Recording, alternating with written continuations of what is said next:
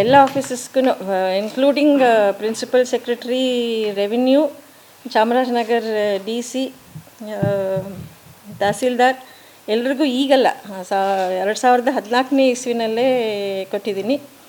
ಅದರೊಳಗಡೆ ಕೂಡ ಲಿಸ್ಟ್ ಕೂಡ ಅಟ್ಯಾಚ್ ಆಗಿದೆ. ಅವ್ರಿಗೇನು ಮಾಹಿತಿ ಇಲ್ಲ ಅಂತಲೇ ಹೇಳ್ತಾರೆ. 50ನೇ ಇಸ್ವಿಯಿಂದನೂ ಮಾಹಿತಿ ಇದೆ, ಆದರೆ ಯಾತಕ್ಕೆ ಮಾಹಿತಿ ಇಲ್ಲ ಅಂತ ಹೇಳ್ತಾರೆ ಅಂತ ಯಾರು ಹೇಳ್ತಾರೋ ಅವ್ರಿಗೆ ಸರಿಯಾದ ಮಾಹಿತಿ ಪಡ್ಕೊಂಡಿಲ್ಲ ಅಂತ ಕಾಣುತ್ತೆ ಅಷ್ಟೇ. ಆದರೆ ನಮ್ಮ ಕಡೆಯಿಂದ ನಾನು ಆಶ್ವಾಸನೆ ಕೊಡಬೇಕಾದ್ರೆ ಅವ್ರ ಗ್ರಾಮಸ್ಥರು ಖಂಡಿತ ಆತಂಕ ಪಡೋ ಅವಶ್ಯಕತೆ ಇಲ್ಲ. ಅವ್ರು ಆ ಥರ ಏನಾರು ಇದ್ದರೆ ನಮ್ಮ ಹತ್ರ ನೇರ ಸಂಪರ್ಕ ಮಾಡ್ಬೋದು, ನಮ್ಮ ಆಫೀಸ್ ಇದೆ. ಅವ್ರಿಗೇನಾದರೂ ಆ ಥರ ಆತಂಕ ಇದ್ದರೂ ಕೂಡ ಮಾಡ್ಬೋದು. ಬಟ್ ನಾನು ನಿಮ್ಮ ಮುಖಾಂತರ, ನಮ್ಮ ಇದ್ರ ಮುಖಾಂತರ ಅವ್ರ ಆತಂಕ ಪಡೋ ಅವಶ್ಯಕತೆ ಇಲ್ಲ.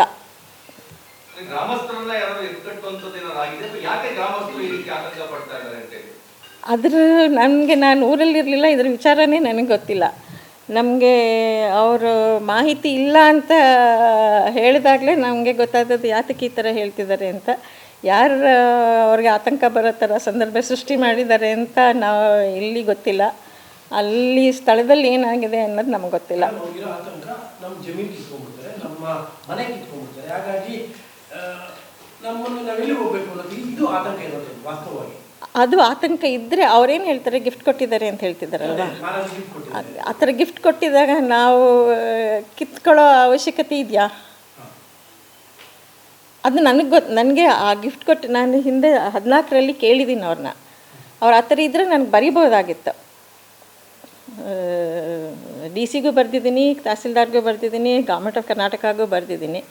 ನಮ್ಗೆ ಅದ್ರ ಬಗ್ಗೆ ಏನೂ ಹೇಳಿಲ್ಲ. ಈಗ ಮೊನ್ನೆ ಅವರು ಕಂದಾಯ ಗ್ರಾಮ ಮಾಡ್ತೀವಿ ಅಂತ ಹೇಳಿದಾಗಾದರೂ ನಮ್ಮ ನಾಲೆಡ್ಜಿಗೆ ತಂದು ಮಾಡಿದರೂ ಈ ಆತಂಕ ಆಗ್ತಾ ಇರಲಿಲ್ಲ ಅಂತ ನಮ್ಮ ಭಾವನೆ. ಯಾತಕ್ಕೆ ನನಗೆ ಗೊತ್ತಿಲ್ಲ. ಹೌದು, ಆವಾಗ ನಾನು ಇರಲಿಲ್ಲವಲ್ಲ, ನನಗೆ ಕೊಟ್ಟಿರಲಿ. ನಾವು ಗ್ರಾಮಸ್ಥರಿಗೆ ಗಿಫ್ಟ್ ಕೊಟ್ಟಿದ್ರೆ ಅವ್ರ ಹತ್ರ ಇರುತ್ತಲ್ವ, ನಾವು ಅದನ್ನು ಯಾತಕ್ಕೆ ಅವ್ರಿಗೆ ತೊಂದರೆ ಮಾಡೋಕ್ಕೆ ಹೋಗ್ತೀವಿ? ಆ ಥರ ಗಿಫ್ಟ್ ಇರೋದಿದ್ದರೆ ನಾವು ತೊಂದರೆ ಮಾಡೋಕ್ಕಾಗಲ್ಲ. ಒಂದು ಪಕ್ಷ ಅದೇನಾದರೂ ಇರಲಿ, ಅವರು ಏನೇ ಕಾರಣಕ್ಕೂ ಆತಂಕ ಪಡೋ ಅವಶ್ಯಕತೆ ಇಲ್ಲ. ನಮ್ಮ ಹೆಸ್ರಿಗೆ ಬಂದರೂ ಅವ್ರಿಗೆ ನಾನು ಆತಂಕ ಮಾಡೋ ಸಂದರ್ಭ ಸೃಷ್ಟಿ ಮಾಡಲ್ಲ. ಇದಕ್ಕಿಂತ ಇನ್ನೇನು ಆಶ್ವಾಸನೆ ಕೊಡೋಕ್ಕಾಗಲ್ಲ. ಬಂದರೂ ನಾನು ಆತಂಕ ಕೊಡೋ ಅಂತ ಇದು ಮಾಡಲ್ಲ. ನಮಗೆ ಬಂದರೂ ಕೂಡ ಅವ್ರಿಗೆ ನಾವು ತೊಂದರೆ ಕೊಡಲ್ಲ. ಅದು ಅವ್ರಿಗೆ ಯಾವ ರೀತಿ ನಾವು ಮಾಡಿಕೊಡ್ಬೇಕೋ ಅದು ನಮಗೆ ಗ್ರಾಮಸ್ಥರಿಗೂ ನಮಗೂ ಸರ್ಕಾರದ ಮಧ್ಯಸ್ಥಿಕೆ ಇಲ್ಲದೆ ನಾವೇನು ಮಾಡಿಕೊಡ್ಬೇಕೋ ನಾವು ಮಾಡಿಕೊಡ್ತೀವಿ. ಸರ್ಕಾರ ಮಧ್ಯಸ್ಥಿಕೆ ಬರೋದು ಅವಶ್ಯಕತೆ ಇಲ್ಲ.